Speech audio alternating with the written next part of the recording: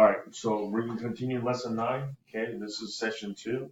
Again, we're multiplying by tens. Okay, that means like 10, 20, 30, 40, 50, 60, 70, 80, 90. Okay, those are tens that we're doing. Okay, it says a sports store orders 4 boxes of baseball caps. Each box has 40 caps. Okay, how many caps does he have? Well, I can do if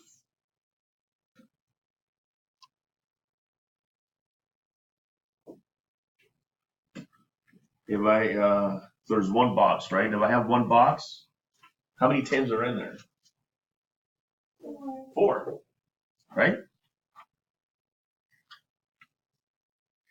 4 tens, because 4 times 10 is 40. Okay, that's just one box. But how many boxes are there? 4.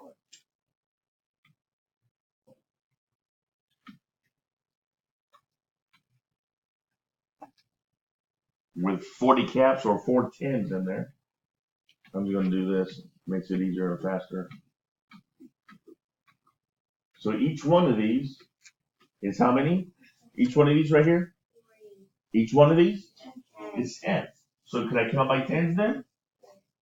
So let me pick another color. So I have 10, 20, 30, 40, 50, 60, 70, 80, 90, 100, 110, 140, 150, plus one more, 160. Okay, and what would be my multiplication sentence? 4 times 4 times 40. Is 4 times 40. Okay, so then 4 times 40 is going to be 160. Okay, or if I have 4 times 40, what's 4 times 4? 16, right? And then just add 1 0. That's another strategy when we're multiplying by tens.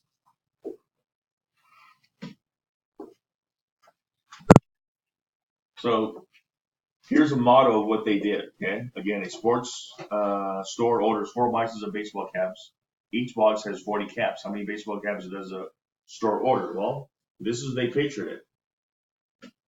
So just like we did, they made 4 groups with how many tens in each group? 40, right? And so each one of these is 10. So I need 4 groups of base 10 blocks, right? And then I need 4 more groups of each one of those. So then from here, they just counted by tens, just like we did. Okay? Or they went 4 times 40 equals 160.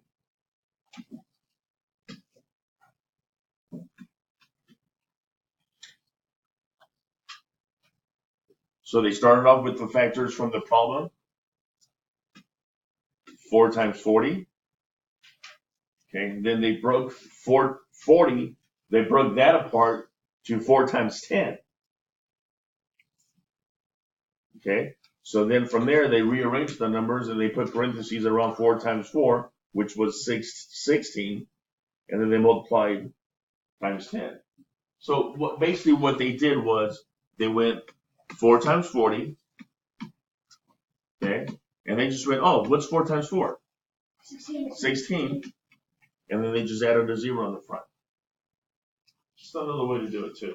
Okay, you want to use a strategy that's a lot more comfortable for you. All right, so it's multiply 60 times 8, right? Okay, so for starters, I can go 60 times 8, write it again. Oh, what's 6 times 8? 48. Not 30, what is it? 49. 48. 6 times 8 is 48. How many zeros do I need? Just 1. And then I'm done. That's one way to do it. Okay? It says multiply 6 times 8, show your work. Well, you could do it this way as well. The 8 tells you how many groups I have. 1, 2, 3, 4, 5, 6, 7, and we'll put 8 right here. Okay? And then I need to put how many in each one? 60. But I'm not going to put 6 little dots. 60 little dots. Okay? I'm going to use what?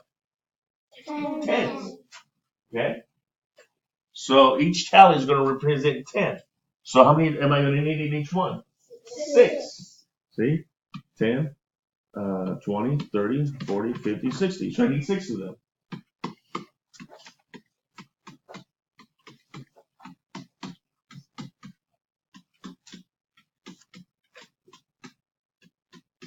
And then I need to count by how much? By tens, right?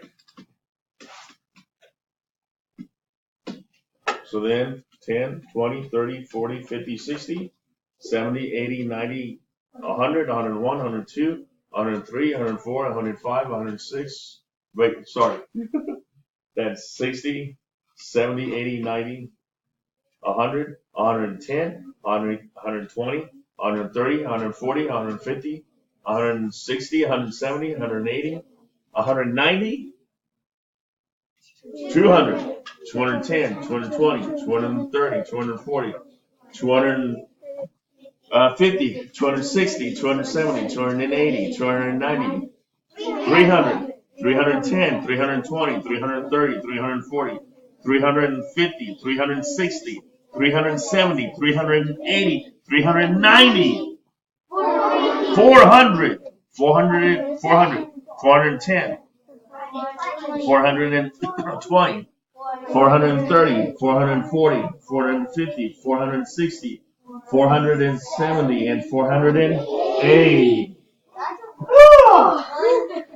So again, 60 times 8 is